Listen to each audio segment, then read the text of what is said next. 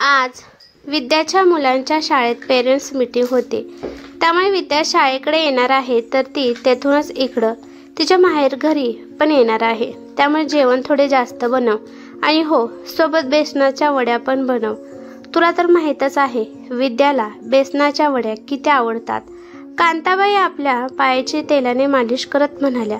हे ऐकताच सून तोंड वाकडं करत म्हणाली, माझ्याकडे वेळ नाही, मी माझ्या भावासोबत बाजारला जाणार आहे. तुमचं तुम्ही जेवण बनवा. कांताबाई विचार करत म्हणाल्या, सुनबाई, सकाळी भाजी साफ करत होतीस तेव्हा तू बाहेर जाण्याविषयी काहीच बोलली नाहीस की तू बाजारला जाणार आहेस.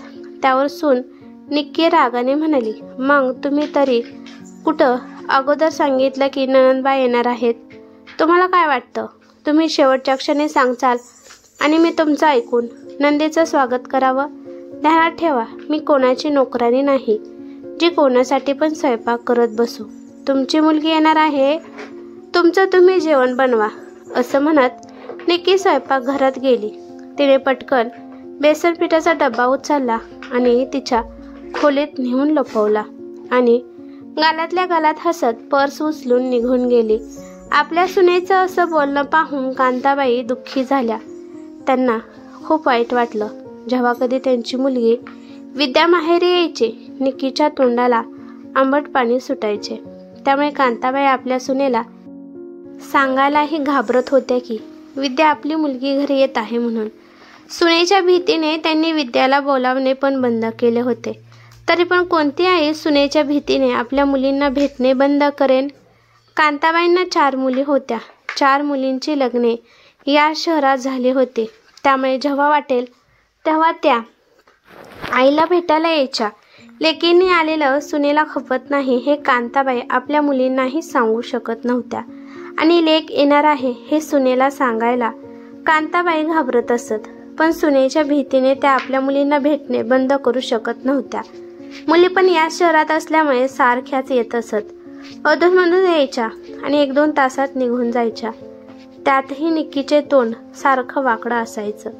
आज तर निक्की घरातली सगळीच कामे तशीच ठेवून गायब होती. कांताबाई गुडघे चोळत उठल्या. हिवाळ्याच्या थंडीत त्यांची हाडे जरा जास्तच दुखत होती. म्हणूनच त्या कोवळ्या उन्हात बसून तेलाने मसाज करत होत्या. मसाज झाल्यावर त्या स्वयंपाकघरात गेल्या आणि तांदूळ काढून कुकरमध्ये भात शिजवण्यासाठी ठेवला. त्यानंतर बेसनाच्या वड्या करण्यासाठी बेसन पीठ शोधू लागल्या. पण त्याला ते सापडतच नव्हते. तेवढ्यात विद्याने येऊन आपली आई कांताबाईला मिठी मारली. आपल्या मुलीला पाहून कांताबाईच्या डोळ्यात आनंद अश्रू आले. विद्याने आजूबाजूला पाहिलं आणि म्हणाली, आई, वहिनी कुठे आहे आणि तू स्वयंपाक का करत आहेस? कांताबाई आपल्या मुलीला समजावत म्हणाल्या, तुझ्या वहिनीला काही काम होतं म्हणून ती बाजारात गेली आहे. मला वाटलं तू घरी येणार आहेस म्हणून तुझ्या आवडीचं जेवण माझ्या हाताने करेन. चल, आपण बनवून खाऊया. हे ऐकून विद्या आनंदाने म्हणाली, म्हणजे बेसनवडी बनवणार आहेस काय? त्यावर कांताबाई म्हणाल्या, हो बाळा, मी बेसनवडी बनवत आहे.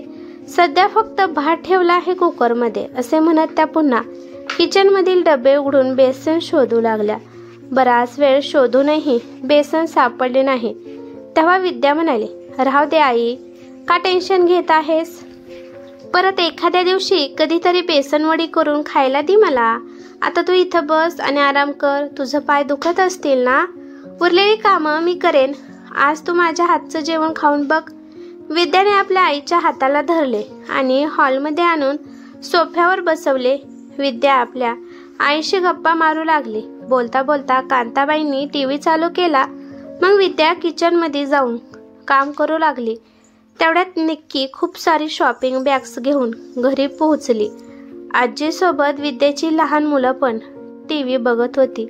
त्यांना हॉलमध्ये टीव्ही बघताना पाहून निक्कीला राग आला आणि निक्कीने लगेच रिमोट उचलला आणि टीव्ही बंद केला.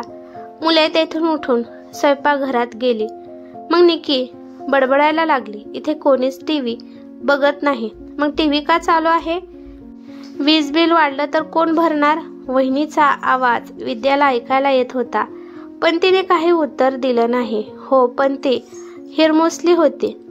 इकडे कांताबाई पण सुनेला घाबरून सोप्यावरून उठून उभ्या होत्या.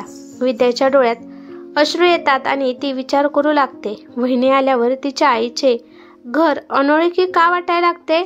हे घर माझं नाही का? असं माझं मन मला का बोलतंय? असं वाटतंय की आता हे घरही वहिनीचं आहे. मला वाटतंय हे घर मी गमावलं आहे. माझा इथे काहीच अधिकार नाही का? विद्या मनातच विचार करत होती. पण विद्या आईमुळे काहीच बोलली नाही, कारण तिला आईचे मन दुखवायचे नव्हते आणि नंतर वहिनीने आईला त्रास दिला असता. विद्या स्वतःला सावरत आईला खुश करण्यासाठी म्हणाली, चल आई, वहिनी आली आहे, आपण सर्व एकत्र बसून जेवूया. असं म्हणत ती हसतच तिच्या वहिनीच्या बेडरूममध्ये गेली. निक्की सर्व शॉपिंग बॅगा कपाटात ठेवत होती.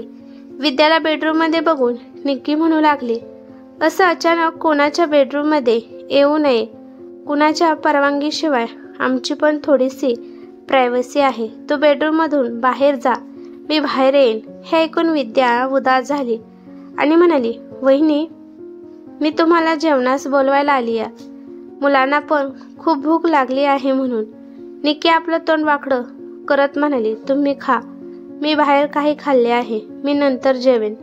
हे ऐकून विद्या उदास चेहऱ्याने तेथून परतली. तिने दुःखी मनाने सगळ्यांना जेवण वाढले. जेवणाच्या टेबलवर शांतता पसरली. काही वेळातच विद्याने तिचा हात धुतला. विद्याला आल्या आल्या किती आनंद झाला होता, पण तिच्या वहिनीच्या अशा वागण्याने तिचा सगळा मूडच गेला. कांताबाईंना पण स्वतःच्या मनाचीच लाज वाटत होती. काही वेळातच विद्या पुन्हा सासरी जात असताना कांताबाई म्हणाल्या, बाळा, वहिनीचं बोलणं जास्त मनावर घेऊ नको. विद्या दबक्या आवाजात म्हणाली, नाही आई. एवढं बोलून विद्या आपल्या मुलांना घेऊन निघून गेली. कांताबाईंना या सर्व गोष्टीचं फार दुःख झालं. मी जिवंत असताना माझ्या पोटच्या मुलींची ही अवस्था, मी मेल्यावर काय होणार? विद्या गेल्यावर निक्की रागाने तिच्या बेडरूममधून बाहेर आली आणि म्हणाली, तुमच्या मुली इथे आल्या की किती राशनाने पाणी वाया जाते. सासूबाई, हे माझं घर आहे, आश्रमशाळा किंवा हॉस्टेल नाही. कुणी पण तोंड घेऊन इकडे यायला. म्हातारपणात तुम्हाला काही काम नाही म्हणून जेव्हा जेव्हा वाटेल तेव्हा तुमच्या मुलींना फोन करत जा, पण त्या इकडे येता कामा नये. त्या आल्याने आमचा किती खर्च होतो हे तुम्हाला माहीत आहे का? तेव्हा कांताबाई गरिबावणी म्हणाल्या, सुनबाई, माझ्या मुली मला भेटायला आल्या की त्या फक्त एक वेळेसच माझ्यासोबत जेवतात. त्यांचा एवढा पण अधिकार नाही का? आता तूच सांग, मी त्यांना कुठे भेटू? मी तर माझ्या लेकींना घरातलं दुसरं काहीच देत नाही. मग असं का बोलत आहेस तू? त्या पण इथं जवळच शहरात राहतात, त्यामुळे त्यांचं सारखं येणं जाणं होतं. मी तर त्यांना कधी साडी चोळी पण घेऊ शकली नाही. त्या पण काहीच मागत नाहीत. तेव्हा निक्की हातवारे करत म्हणाली, हो हो, त्यांच्यासाठी घर लुटून टाकावं का मग? जेव्हा बघन तेव्हा चौघी पण तोंड वर करून इकडे येतात आणि माझं काम वाढवतात. हे ऐकून कांताबाई रडायला लागल्या. तेवढ्यात निक्की रागाने म्हणाले, आता प्लीज तुमच्या मुलींच्या भेटीगाठी बंद करा. त्यांना त्यांच्या घरच्यावर लक्ष देऊ द्या. हे ऐकून कांताबाईचे हृदय वेदनेने व्याकुळ झाले. त्यांचे वडील या जगात नाहीत. मी एकटी राहिली आहे म्हणून त्या मला भेटायला येतात, असा विचार करून त्या खोलीत जाऊन जोर जोरात रडू लागल्या. पण सुनेला त्यांच्या रडण्याशी काही घेणे देणे नव्हते. पुढच्याच आठवड्यात निक्की आणि सूरजच्या लग्नाचा वाढदिवस होता.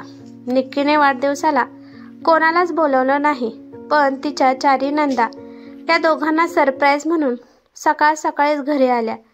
त्यांनी सोबत भारीतला केक, पेढे आणि त्यांना गिफ्ट आणले होते. निक्कीचा त्या दिवशी सूरजसोबत बाहेर जाण्याचा प्लॅन होता, पण अचानकच या चौघीही घरी आल्या. त्यामुळे निक्की तिच्या नवऱ्यासमोर काहीच बोलू शकली नाही. मग सूरज म्हणाला, माझ्या बहिणी आल्या आहेत, त्यांच्यासाठी चहा नाश्ता कर, नंतर आपण दोघे बाहेर फिरायला जाऊ. निक्कीला त्या चौघीचं येणं मनाला खटकत होतं. तिच्या चौघी नंदा घरातील सर्व कामात मदत करत असायच्या, तरी पण निक्कीला खूप राग येत असायचा. काही वेळाने निक्कीच्या लक्षात आले की तिने सकाळी घातलेला सोन्याचा नेकलेस तिच्या गळ्यात नव्हता. तिने लगेचच घरात गोंधळ घालायला सुरुवात केली आणि सर्वांना विचारले, कुठे गेला माझा सोन्याचा नेकलेस? मी माझ्या भावाकडून आज घालण्यासाठी आणला होता. तो घालून फिरायला जाऊ शकेल आणि चांगले फोटो काढू शकेल. तेव्हा तिची मोठी नणंद विचार करत म्हणाली, वहिनी, तुला काय गरज होती का दुसऱ्याचा नेकलेस मागून घालायची? तेव्हा निक्कीला राग आला आणि म्हणाली, तुझ्या भावाचा पगार इतका नाही की तो मला खराखुरा सोन्याचा नेकलेस विकत घेईल.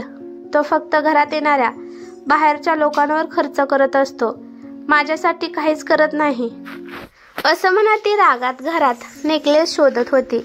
सूरज पण तिला मदत करत होता. नंतर बाकी सर्वजण पण तिचा नेकलेस शोधण्यास मदत करू लागले. निक्की रडत रडत तिच्या बेडरूममध्ये गेली आणि तिथं पण शोधायला सुरुवात केली. नेकलेस कुठे सापडला नव्हता. तेव्हा ती सूरजला म्हणाली, तुमच्या बहिणीने मला माझा नेकलेस चोरला आहे असं वाटतंय. तुमचं पॉकेट पण चेक करा. हे ऐकून सूरज हैराणच झाला आणि म्हणाला, माझ्या बहिणी तुझा हार कधीच चोरू शकत नाहीत. त्या चौघी पण तुझा नेकलेस शोधत आहेत. हे ऐकताच निक्की अजूनच जोरात रडायला लागली आणि म्हणाली, नाही नाही, तुमच्या बहिणीनेच माझा नेकलेस चोरला आहे. त्यांच्याशिवाय बाहेरून कोणी घरात आलेच नाही. तेवढ्यात तिच्या चौघी बहिणी तिच्या बेडरूममध्ये आल्या आणि म्हणाल्या, वहिनी, तो नेकलेस किती रुपयाचा होता? आम्ही सर्वजणे पैसे गोळा करू आणि तुला नेकलेस खरेदी करून देऊ, म्हणजे तू तो नेकलेस तुझ्या भावाला परत देऊ शकशील. तू टेन्शन नको घेऊ, आम्ही सर्व बंदोबस्त करतो नेकलेसचा. असाही नेकलेस घरातच कुठेतरी असेल, सापडेलच तो. तरी पण तो सापडला नाही तर आपण दुसरा नेकलेस खरेदी करू. हे ऐकताच निक्की रडायला लागली आणि आपल्या चौघी नंदांकडे आश्चर्याने पाहून म्हणाली, काय बोलताय तुम्ही? तेव्हा विद्या म्हणाली, हो, खरंच आम्ही खरेदी करून देऊ तुला नेकलेस. अशा अडचणीत आम्ही तुला एकटे कसं सोडू शकतो? आधी तू नीट विचार कर, कुठं ठेवला होता का नेकलेस? शांत मनाने तो नेकलेस शोधायचा प्रयत्न कर. रडून काय होणार नाही. निक्कीला आता स्वतःचीच लाज वाटायला लागली होती. काही वेळापूर्वी ती तिच्या नंदांवर आरोप करत होती की त्यांनी नेकलेस चोरला आहे म्हणून, पण आता तर त्याच नेकलेस खरेदी करण्याबद्दल बोलत आहेत. आता निक्की सूरजकडे पण मानवर करून बघू शकत नव्हती. तेवढ्यात सूरज म्हणाला, निक्की, तुझा धीर लगेचच सुटतो. जरा सहनशीलतेने नेकलेस शोधायला तर सापडेल, कारण तो नेकलेस घालून ना तू बाहेर गेली आहेस ना घरातील कोणी तो नेकलेस घेतला आहे. याचा अर्थ नेकलेस घरातच कुठेतरी पडलेला असावा. सूरज पुन्हा नेकलेस शोधू लागतो. तेव्हा निक्की पण कपाटातून कपडे काढायला सुरुवात करते. सकाळी तिने घातलेल्या साडीतून नेकलेस खाली पडतो. नेकलेस बघताच निक्की खुशीत म्हणाली, अरे, हा नेकलेस तर इथेच आहे. निक्कीला आठवलं की ती देवपूजा करायला जात असताना तिच्या नंदा घरी आल्या. नंदांना पाहून ती रागाला गेली आणि गडबडीत नवीन साडी काढून जुनी साडी घातली. याच गडबडीत नेकलेस साडीत अडकला असेल आणि साडीसोबत कपाटात गेला असेल आणि तिच्या लक्षात आलं होतं. तेवढ्यात तिची लहान नणंद म्हणाली, हे बघ वहिनी, आता तुझा हार सापडला आहे ना, आता टेन्शन नको घेऊ. तेवढ्या दुसरी नणंद म्हणाली, वहिनी प्लीज आता तरी हस, आज तुझ्या लग्नाचा वाढदिवस आहे, तोंड गोड कर. आम्ही आणलेले पेढे अजून तर तू खाल्लेच नाहीत. आज निक्कीला आपली चूक कळाली होती. ती तिच्या नंदांवर विनाकारण चिडायची. त्यांची मनं किती निर्मळ आहेत. मी एवढा त्यांचा तिरस्कार करूनही आज त्या संकटात मला मदत करायला तयार होत्या.